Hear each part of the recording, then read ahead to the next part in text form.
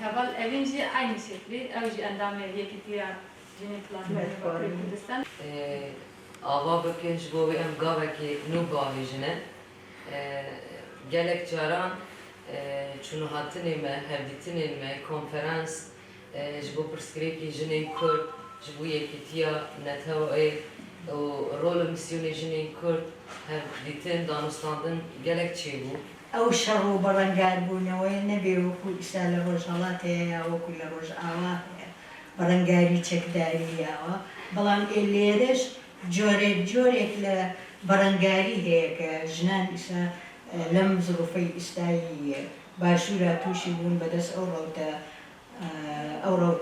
کۆنەپەرستیانەوە کە ئیسا زۆر سەری هەڵداوەتەوە دیارە هاتن و سەردان و نزیکبوونەوەی هەر گروپ و هەر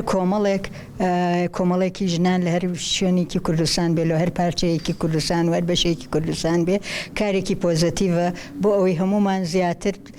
لێک نزیک ببینەوە و ڕوبەڕوو بتوانین بەیەکەوە دانیشین ئەو کێشانەی کە ئەمڕۆ ژنان بەڕووی ئەبنەوە هەموو بەیەکەوە کاری لەسەر بکەین و هەوڵ بدەین بە یەکدەنگی ڕەوشی ژن بەرەو پێشەوە ببین. وەڵام تەنها پێشنیارەکان چی بوو؟ پێشنیارێکی زۆر باشە ئێمە هەوڵ دەین کە لای خۆمان کاری لەسەر بکەین و پەیوەندیان پێوە بکەینەوە.